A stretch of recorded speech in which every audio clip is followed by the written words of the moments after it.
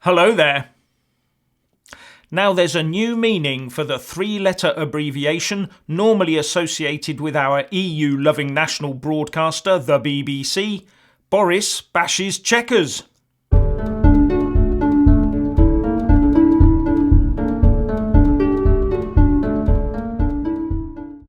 In a piece in the Mail on Sunday, the former Foreign Secretary Boris Johnson basically takes a sledgehammer to Theresa May's Chequers-based Brexit deal. But he's not the only one. The press has been full of reports that is also summed up by the BBC three-letter abbreviation, and that is Brussels Bashes Chequers. Now, before I go on, I will remind everyone that this coming week is a special week.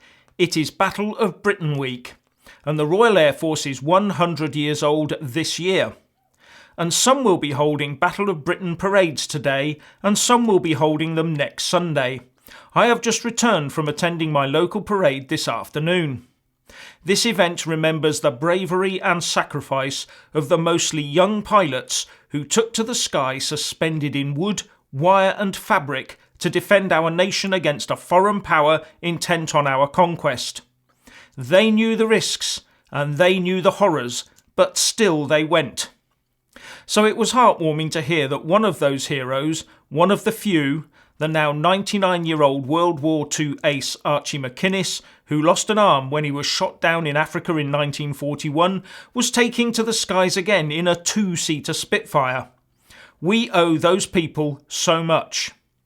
And it was timely that a private letter to Lord Beaverbrook from the mastermind behind the Battle of Britain victory, Sir Hugh Dowding, has surfaced where he says, "What a terrible menace this European common market is. All the unemployables of Europe will invade us and succeed where Hitler failed." The letter went to auction, and the auctioneer Richard Davey said, "Dowding was certainly totally opposed to the concept of Britain joining the terrible menace of the European common market. But his suggestion that all the unemployables of Europe might be viewed today as rather un-PC. Now, not to give the anti-Brexit crowd and anti-free speech so-called anti-fascist social justice warriors any ideas, but there is a statue of Air Chief Marshal Lord Dowding outside St Clement's Danes Church on the Strand in London. So we might see some tiresome calls for its removal soon, for words uttered many decades ago. I say to them, bog off. Anyway, back to Boris Bashes Chequers.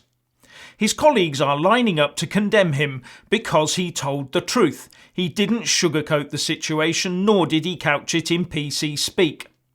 Under the Chequers proposals, "It is a humiliation," he said. "We look like a 7-stone weakling being comically bent out of shape by a 500-pound gorilla." And, "We have opened ourselves to perpetual political blackmail.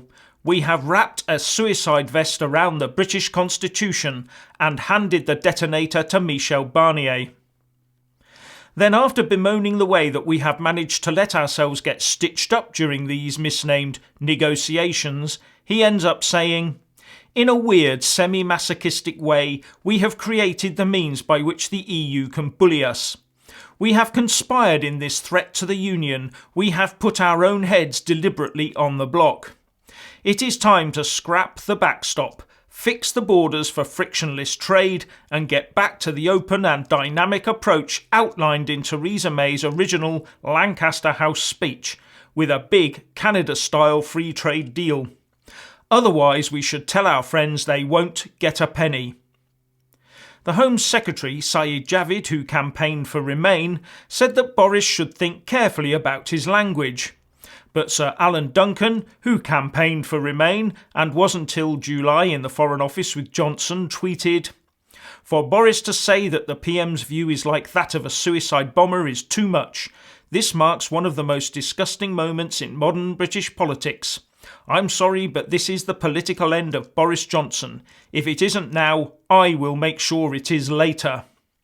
With the hashtag #NeverFitToGovern. And another Tory MP, Alistair Burt, who campaigned for Remain, tweeted, "I'm stunned at the nature of this attack. There is no justification for such an outrageous, inappropriate and hurtful analogy. If we don't stop this extraordinary use of language over Brexit, our country might never heal. Again, I say enough. But pro-Brexit fellow Tory MP Nadine Dorries said, "Don't underestimate the vitriol that'll be directed towards Boris today. He delivered the Leave vote. Remainers and wannabe future PMs hate him." And as tales of the reasons for his divorce get aired, there is talk of a 4,000-word anti-Boris war book going around Westminster, together with rumours of black ops to be conducted against him. But all this makes Boris look energetic and dangerous, and there's an old RAF saying along the lines of, "If you're taking flak, you're over the target." What his detractors should be doing is sighing, then saying dismissively, "Typical Boris. But don't you think he's looking tired these days?" Now let's talk about that other Tory Brexiteer, Jacob Rees-Mogg. He has officially joined the Stand Up for Brexit campaign that aims to chuck Chequers and go for the Lancaster House version of Brexit first put forward by Theresa May. In a video, Rees-Mogg said, "Chequers is not Brexit. It means remaining under the common rule book and subject de facto to the European Court of Justice." Theresa May rightly said that Brexit would mean Brexit, and in her Lancaster House speech said that she didn't want a solution that was half in and half out. "I'm backing the Lancaster House vision of Brexit, not Chequers." How much wider can this chasm in the Tory party get? Finally, a lot has been said about the Tommy Robinson UKIP membership question. The UKIP leader Gerard Batten has responded by saying, "To be absolutely clear about this, all that will be decided today is whether a motion to conference be allowed that would request the NEC to consider giving Tommy Robinson membership. If it goes forward, that will be debated on the 22nd of September. So let's wait and see what happens." And the latest is that the former deputy leader of Anne-Marie Waters' For Britain party has rejoined UKIP. Now, please let us all know what you think by leaving a comment below. Thank you for watching. Please do like and share this video, and also subscribe to my channel. And when subscribing, please do remember to press on the little bell next to the subscribe button. That way you'll get an alert every single time I put up a new video. Thank you very much for watching.